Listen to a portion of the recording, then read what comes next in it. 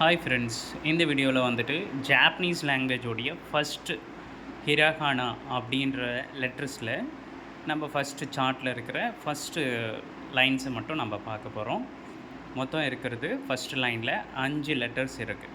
இதை நம்ம தமிழ் கூட ஒப்பிட்டு எப்படி வரப்போகுது, எப்படிலாம் ஸ்ட்ரோக்ஸ் இருக்க போகுது அப்படின்றத பார்க்க போகிறோம். தமிழில் இருக்கிற உயிர் எழுத்துக்களில் இருக்கிற 12 எழுத்தில் நெடில் எழுத்துக்களை ரிமூவ் பண்ணாக்கா பாக்கி இருக்கிறது இந்த 5 எழுத்துக்கள் மட்டும்தான். ஆ, இ, உ, ஏ, ஓ. ஸோ இதை வச்சு ஹிராகானா கூட நம்ம ஒப்பிட்டு பார்த்து நம்ம ஈஸியாக வந்து ஃபஸ்ட் லைனுடைய ஹிராகானா சார்ட்டில் இருக்கிற அந்த சென்டென்ஸை நாம் மனசுக்குள்ளே பதிய வைக்க போகிறோம். ஸோ இந்த மாதிரி ஸ்ட்ரோக் இருக்கிறது ஆ, அடுத்து இந்த மாதிரி இருக்கிறது இ, அடுத்து இப்படி இருக்கிறது உ, நெக்ஸ்ட்டு இந்த மாதிரி இருக்கிறது ஏ, இந்த மாதிரி இருக்கிறது ஓ. இதுதான் வந்து அந்த 5 எழுத்துக்களுடைய ஹிராகானாவுடைய எழுத்து முறைகள். இப்போது இது எப்படி எழுதணும் அப்படின்றத நான் சொல்கிறேன். ஸோ ஆக்கு ஒரு ஸ்ட்ரோக்கு, இப்படி ஒரு ஸ்ட்ரோக்கு, அடுத்து இப்படி எழுதணும். இது வந்து ஆ. இதுவே இ எப்படி எழுதணும்னு கேட்டிங்கன்னா இப்படி, அப்புறம் இப்படி, இது இ. ஓகேவா? அடுத்து ஊ எப்படி எழுதுன்னு கேட்டிங்கன்னா இதை வந்து நல்லா அப்படி ஒட்டனாப்பில் போட்டுட்டு அடுத்து இப்படி, அதாவது ஊவை நம்ம இப்படி எழுதுவோம் இல்லையா, அந்த மாதிரி வளையிற இடத்த அப்படியே ஸ்டாப் பண்ணிட்டாக்கா அது ஊ. அடுத்தது ஏ. ஏ வந்து ஜட்டை இப்படி போட்டு இப்படி எடுத்து விட்டாக்கா அது ஏ. அதே மாதிரி ஓ ஒரு ஸ்ட்ரோக்கு, ரெண்டாவது ஸ்ட்ரோக்கை ஸ்டாப் பண்ணாமலே கொண்டு வந்து இப்படி நிறுத்தினாக்கா அது ஓ. ஸோ இன்றைக்கி நம்ம பார்த்தது ஆ, இ, உ, ஏ, ஓ.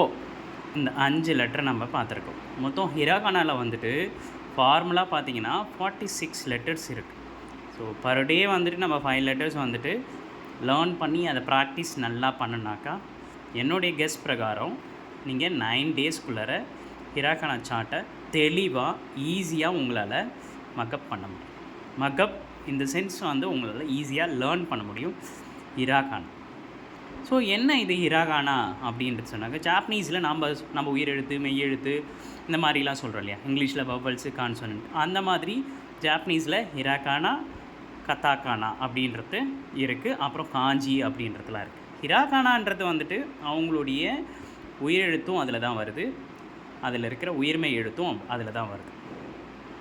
இந்த கதாகானான்ற எழுத்து வந்து பார்த்திங்கன்னா அவங்க எங்கெங்கெல்லாம் இதை பயன்படுத்துகிறாங்கனாக்கா, அதாவது அவங்க நாட்டுக்கு சொந்தம் இல்லாத பொருட்களை பற்றி சொல்ல போகிறாங்க அப்படின்னாக்கா அது வந்துட்டு கதாகானாவில் யூஸ் பண்ணுறாங்க.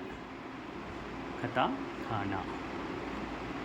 ஸோ கதாகானாவில் யூஸ் பண்ணுறது எல்லாமே வந்து அவங்க ஜாப்பனீஸ் அவங்க கண்ட்ரிக்கு சொந்தமில்லாத பொருட்களை சொல்லும்போது அவங்க கதாகானா லெட்டர்ஸை யூஸ் பண்ணுறாங்க. அவங்களுடைய சொந்தமான அவங்க ட்ரெடிஷ்னலுக்கு ஏற்ற எல்லா திங்ஸையுமே அவங்க யூஸ் பண்ணுறது ஹிராகானா.